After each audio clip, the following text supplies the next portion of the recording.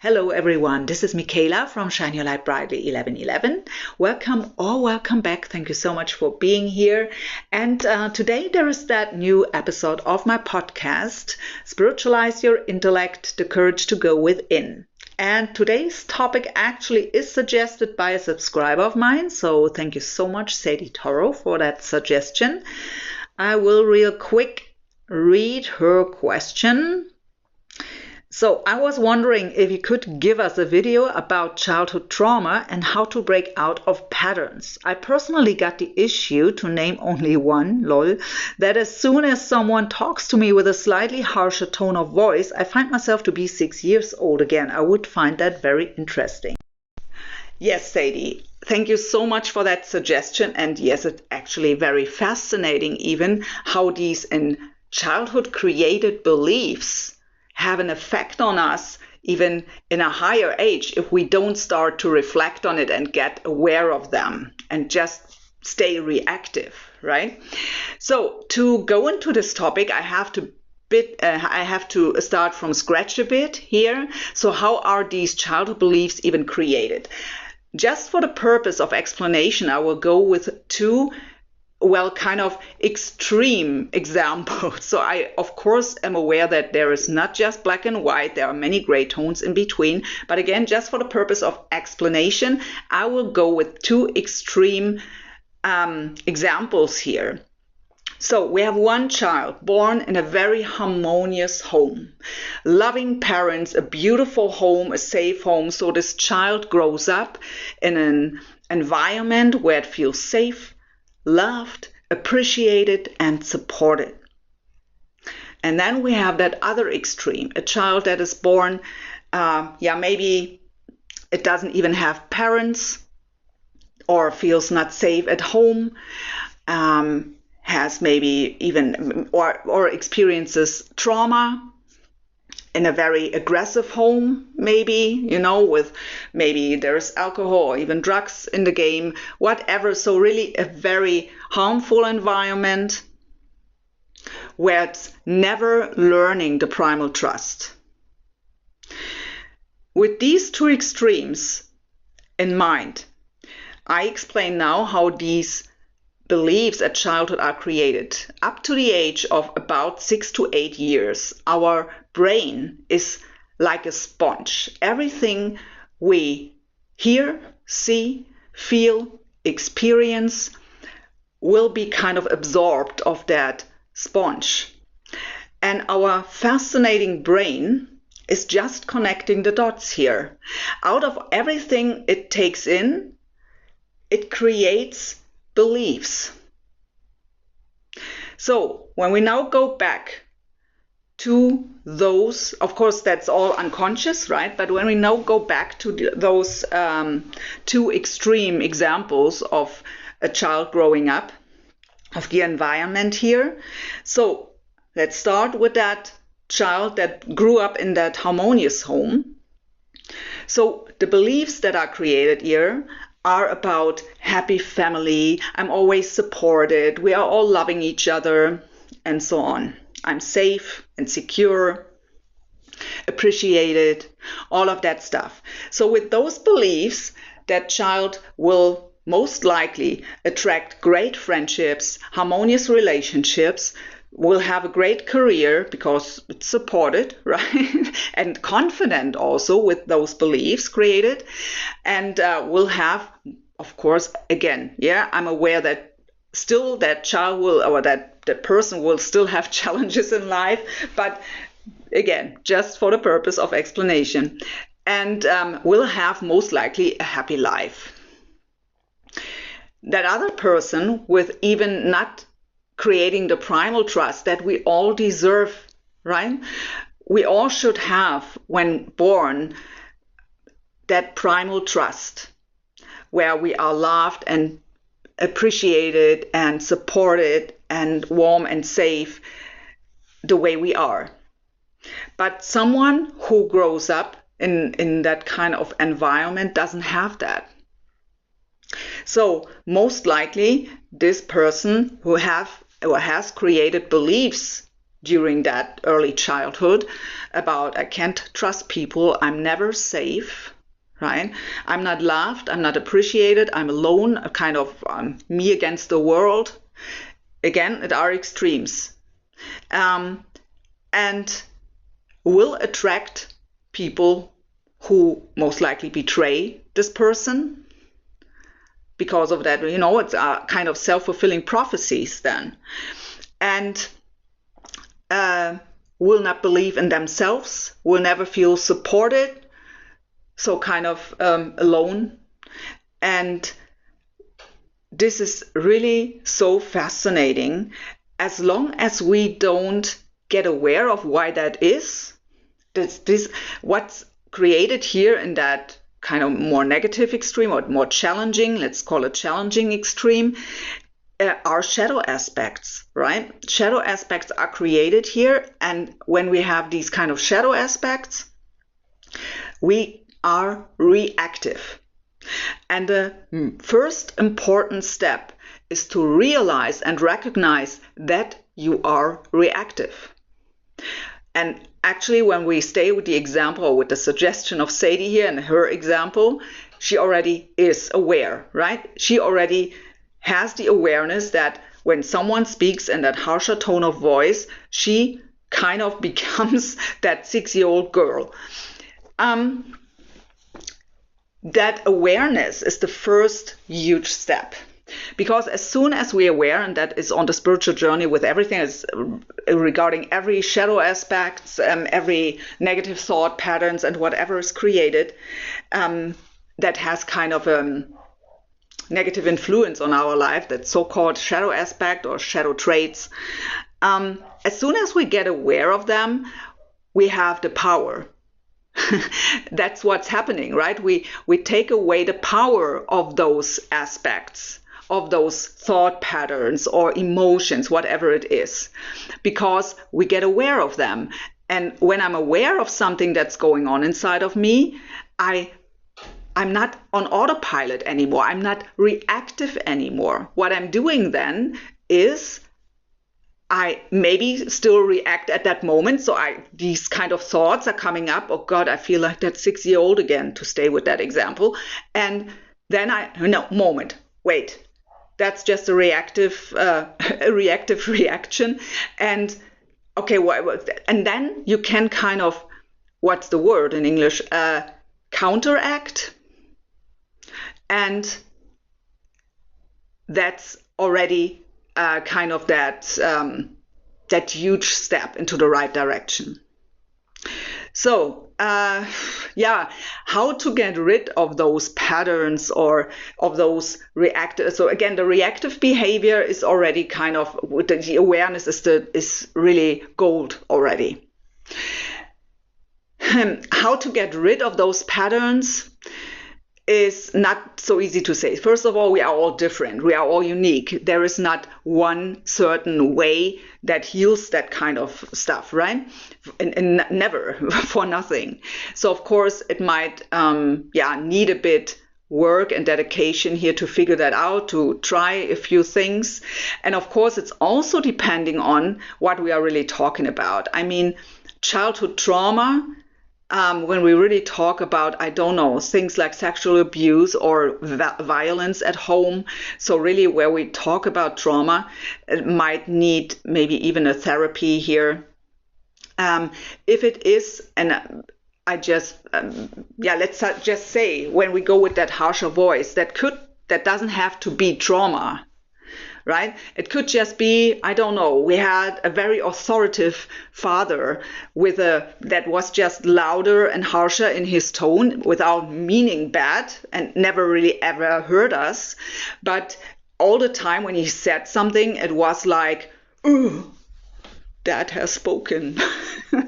So, and if our father was maybe very strict also, so maybe he said stop playing around here, you have duties.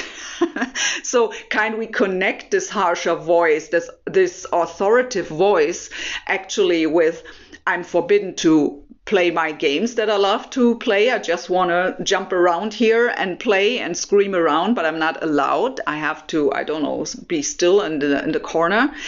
Or that voice is telling us that we have our duties to take care of our duties, and maybe we didn't like those duties, so we connected unconsciously with, when that voice comes, I have to do something that I don't like to do. But sometimes it's that easy. Yeah. So the first step that because awareness, we already talked about it, but when I'm aware that I'm a reactive here, and that obviously someone during my childhood had that harsher voice, what still has an effect on me today when someone else is raising the voice, is to identify who was that. So either you have actually the memory that it was the father, the uncle, or mother, or aunt, or whatever, or grandfather, grandmother, or maybe a teacher. I hear that just here from Spirit. So maybe a teacher for some who spoke in that kind of harsh tone. So when you identified it, it's easier to maybe get rid of it. The identification, actually, I can say out of my own experience, was actually, the half rent, we would say in German, when I just translated. I don't know if that saying is actual a saying in English, but it's already very important. If you don't know who it was, if it's just the reactive, so if you just are reacting in that way when a harsher tone comes, but you don't have an active memory of who that was or could have been in childhood, then you can identify it by looking at when are you reactive. Are it men or women's voices, or both? Is it maybe not actually the voice or the harsher tone? Is it maybe just a loud tone, or is it what they say? So it's a bit of being the detective here and figuring out and analyzing when are you reactive, in what way, So, and when you identified who it was, even if not, what I suggest, and I worked with that, is that you actually have to make yourself believe that it had nothing to do with you, because I would say 99% it doesn't have to do anything with you. We all are as we are out of reasons. And what I will say now has nothing to do with that I justify any behavior. I don't. That's not what I mean. That's not what it's about.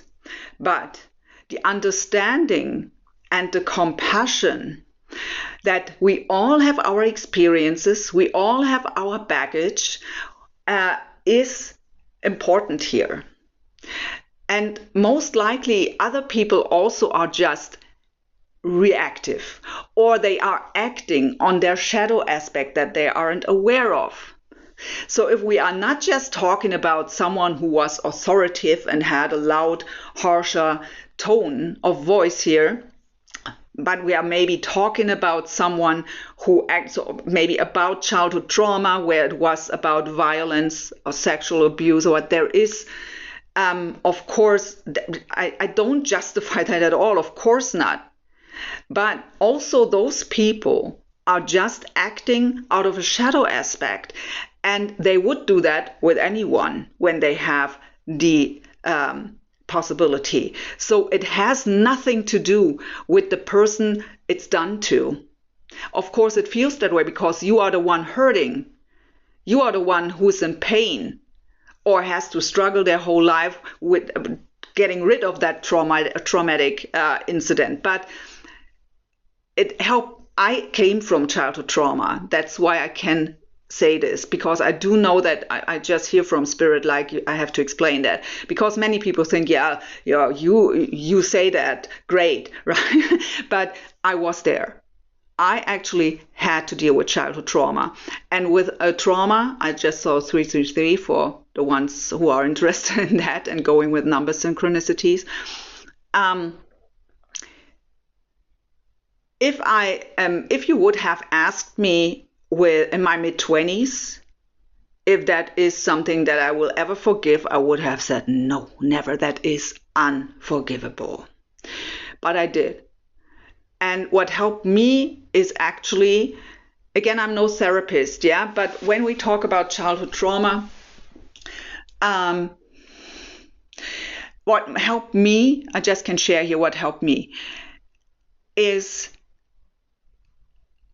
I actually became that detective, and I did research on what these two people actually, what was their childhood about. You don't have to do that. I just share here my story. I'm a very analytical person. My mind is just needs to understand, and all those information that I found explained it to me. Again, it didn't just justify it, but it explained to me. It made total sense why those people have been the way they are, or have been the way they were, because they are not with us anymore. But it helped me to understand, and that helped me to forgive. I was able to take a step back emotionally and also mentally, and to look at that situation, at that all these information that I found about those people and got from about them. It was like a puzzle, but it made all total sense. With that detachment emotionally and mentally, I was able to look at it with a very practical, rational, analytical mind, like an observer from the outside. And it helped me to understand. And that, with that understanding, I got into compassion and later into forgiveness. That took time. It was not an overnight thingy here. But that is what helped me. But of course, not everyone wants to do this, or it's not necessary. That's what I say. We all need to find our way, figure out our way that helps us. But that was my way, and it worked for me. What besides therapy, of course, what I can suggest is, of course, guided meditations, healing frequencies, subliminals, affirmations. And actually, if you ask me, a mix out of all is, I think, perfect, especially when we are really talking about a childhood trauma. Again, the first important step is that you get aware of that you are reactive. Then maybe identifying where it comes from. That is also helpful. And I'm not talking about that. Let's say you go into a therapy. So it's not about like going back every week to that incident and kind of, re-experience that trauma all the time. That's not healing. But once identify who it was and what happened is actually helpful, and on my opinion, necessary. Again, I'm no therapist. I want to make that clear. But I come from childhood. For me, it helped. It helped to exactly get into it once, identify everything, and then go onto the healing journey. Yeah.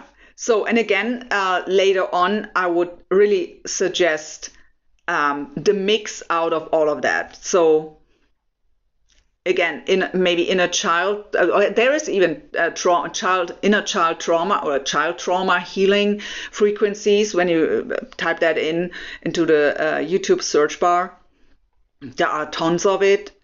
Healing music, healing frequencies in general, as well as guided meditations. But let me know, by the way, I plan on bringing out guided meditations here, so like inner child healing, as well as shadow integration, all that stuff that I'm talking about. Actually, let me know if you would be interested in getting those here also on the channel. Yeah, and that's actually, I think, what I have. I want to go into one more thing because we had that actually in the channel messages on Sunday. So if you didn't listen to this, I would suggest that, because that is actually about integrating shadow aspects also from childhood. But what I was talking about it, and Spirit just brings this up also. When we have, because we talked about that this primal trust is not even created when we are born into a very harmful environment, right? And when this happens, we create automatically that kind of protection shield around us, and we grow up with that distrust. So often we have then that protection shield around us without being aware of why, right? Because when you are, let's just say, many people who have protection shields around them because they don't trust other people and they have the feeling they need to protect themselves. It can also happen, of course, when you have a traumatic event when you are 20 or 30, right? But that's different because you know exactly what happened and why you did this. And often you do it even consciously. Not always, because protection, when we go into out of fear to get hurt again, when we go into that protection and defense mode, it often happens unconsciously. But let's just say something traumatic happened, and as an adult, and you know why. You are more aware, at least more aware, than as if there is something like in a very early childhood where you don't have memories of, or even when you are born in that kind of environment, as I described, where you just never had that primal trust. You never could create that, but that's nothing you are aware of, that it would even have been your birthright, and that actually most people are born with it in some way, more or less, but and when you are born this way and have that huge shield around you to protect you, it is different how it's shown here, right? Some people are aggressive then, some are like the gray mouse in the corner, never having the courage to speak up in some way because they feel kind of unimportant, unappreciated.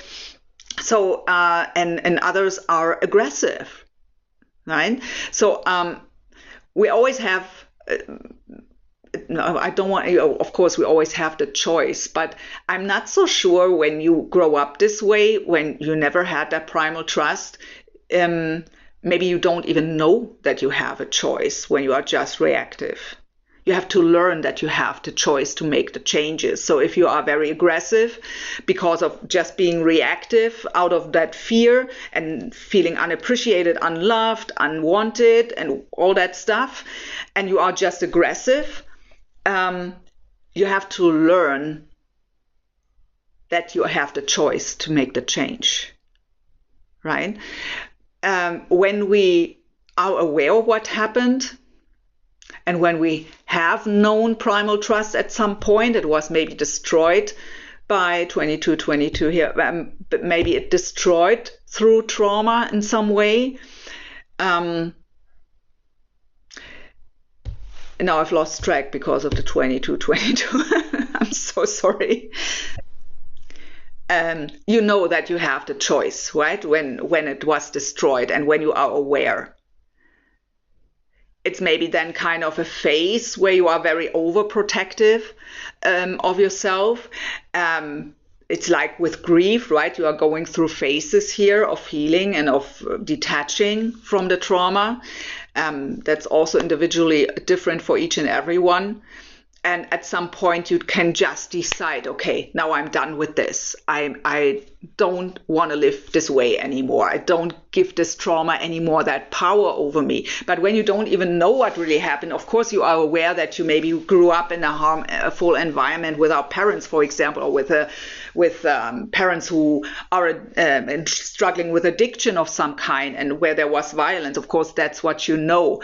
But when you never learned that way, and when you are even always in that defensive mode, I mean, what happens when we are in that kind of overprotective energy, when we always have that shield around us? We are pushing people away. We are self-sabotaging, right? We never experience, we rob ourselves off from those beautiful friendships from deep intimacy, because we can't do that. We've never experienced love. We don't even know what that means to, and because of those created beliefs like we are unwanted, unloved, not appreciated, we don't even, and we are in that distrust, we don't even let others come close. We don't believe them, even if they tell us and show us that they love us. We don't believe them.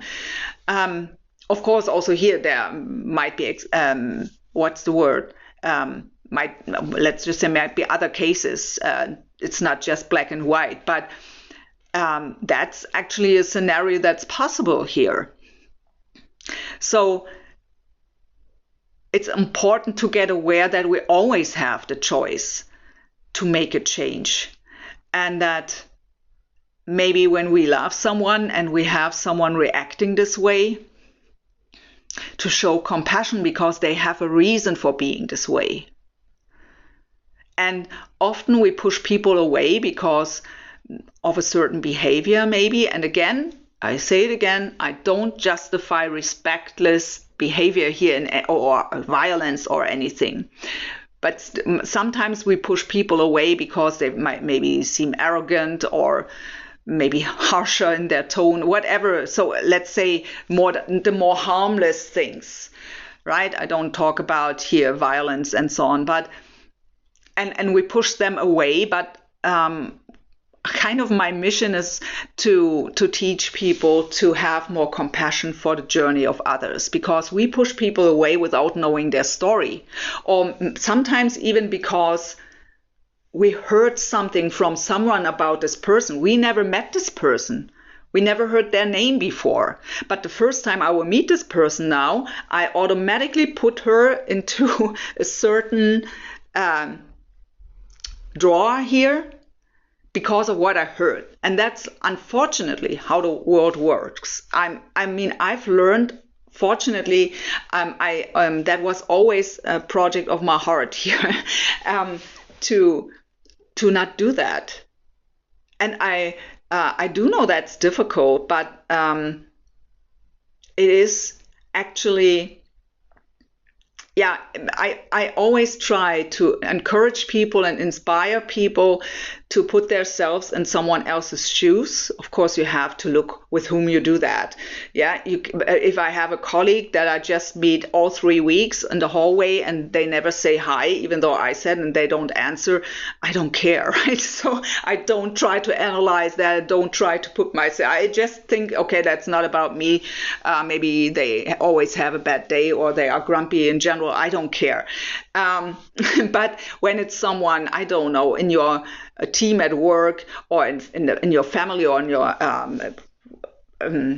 around your friend circle or some cycle in your friend circle or so, I just Spirit gives me the example like when you have your cycle, your circle of friends. Why do I say cycle? Why does that come up? Your circle of friends, and one of them has a new partner that's introduced to the group, right? And one person may say, well, that person is weird.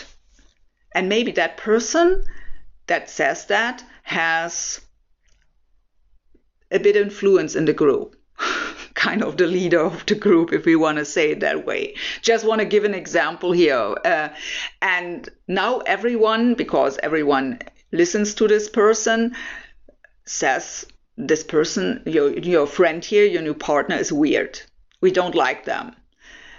So what does that say about us when we are this way? What does it say about that person that kind of uses their influence by judging very fast? And that's actually a protection shield too, both. So the one who is spreading that kind of like, using their influence by saying that person is weird, we don't like them, and it's kind of bullying, right? That has a protection shield because maybe they sense that person is a better person than them, something like that. Or For the others who are just following blindly here, well, their protection shield is fear too. The shield is to follow blindly, because the fear behind it is when we say, no, that's not true, that's a kind person actually, or give them a chance, then you, what's the word? I have to find a different one because I can't come up with a word. Well, the danger here is that then the group also rejects you. So you rather think, okay, I don't even know that person and I don't sense that they are weird or not nice or whatever. But so what I mean by that, by all of that, is we are all as we are out of a reason. We all have our baggage. We all have our reactions. We all have shadows inside of us that we are acting on. And what my mission is to have more understanding and compassion for the path of others. And also, how often are people, even like in an example that I just brought up, if they didn't even do anything, only because they are maybe different as, and that can be, if we, of course, I do know that we can't change the world here overnight. And that I, as a person, don't have that influence to change the world. But what I try to encourage you, if we in our little own environment, if everyone would do that, to have more understanding and compassion for the people around them, that would make a huge difference already in the world. Because what we need, I get emotional because that's really a hard project here for me. What we need in the world is exactly that. More acceptance of being different, more compassion and understanding for the different journeys, and seeing that we are all one, that we are all in this together, and that when we would work more together, we would have a much more better place here on Earth. So I know that is not the topic anymore that we were talking about, but somehow I was led here. So if you're still here, thank you so much for being here with me. I hope I could help you in some way here with this podcast. And if you want to say thank you, I would appreciate if you give me a thumbs up or a subscription, or share this video if you think someone could need that message. And thank you so much. Until next time. Bye-bye.